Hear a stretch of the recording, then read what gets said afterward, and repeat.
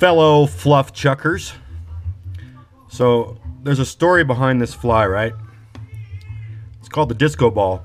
It's a midge pattern, bead head, fished under a bung or an indicator.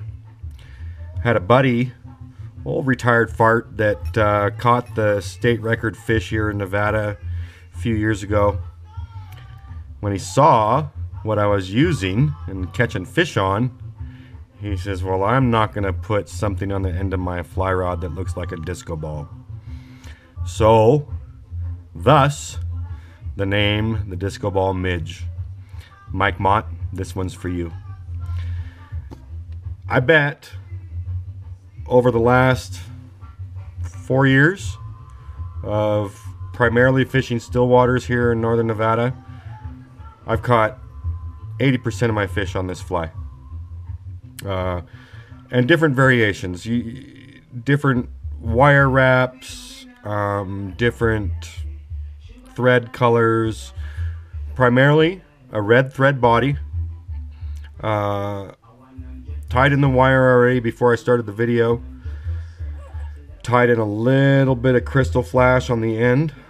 We'll get to that here in a second on what we'll do when we finish off the fly. It's about 4 or 5 strands, 3 or 4 strands. I've already got the wraps on the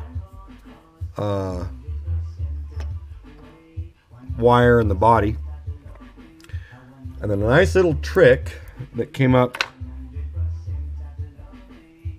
a couple years ago that seemed to make a significant difference is tying in a little tiny bit of tinsel and bringing it across the back. And there's all kinds of tinsels you can get. You got blue, fuchsia, or what I started off with in the original one is opal. But I mean, and just keep in mind, you can change the bead heads, you can change the wire, you can change the thread color. It's all the same principle, and I've done incredible with this here on our local still waters. So I've already got the red thread body. Gonna bring my thread up to the front of the bead head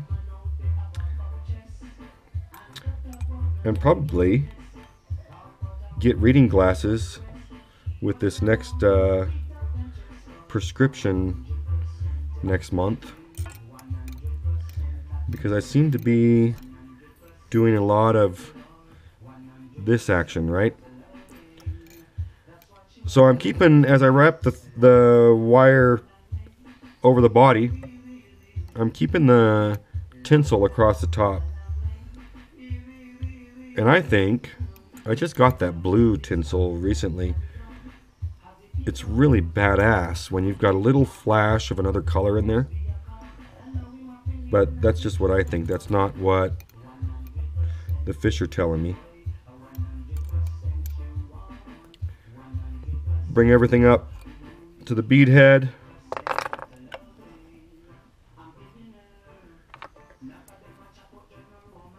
What I love about this, because I'm a hack fly tyer and I just love catching fish, right?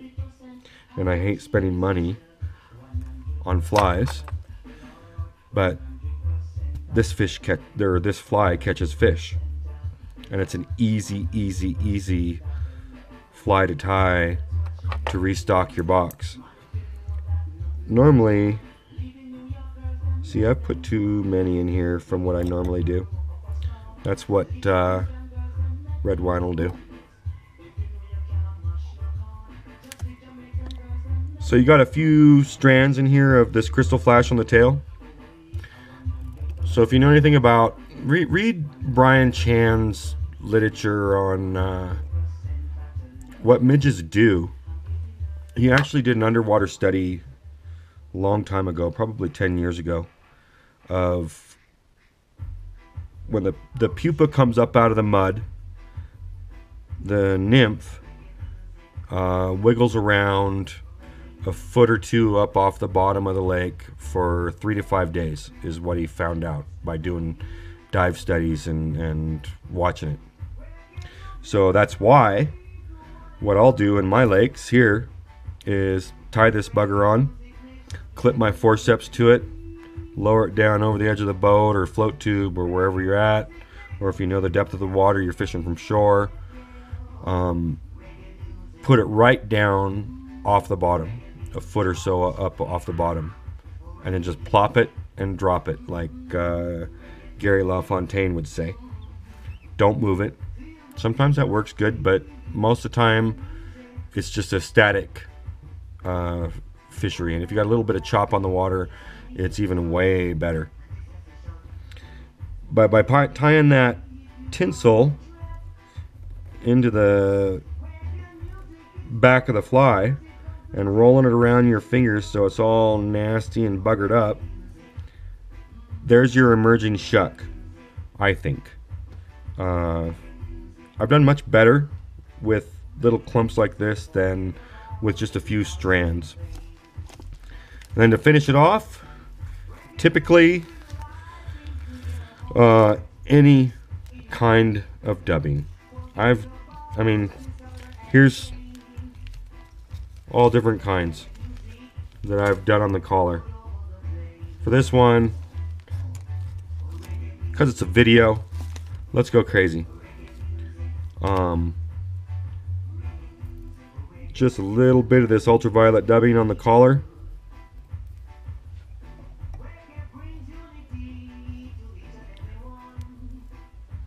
This stuff is so long stranded. After it's fished for a little while, what's really cool is that it ends up draping back across the fly. And that is the infamous disco ball.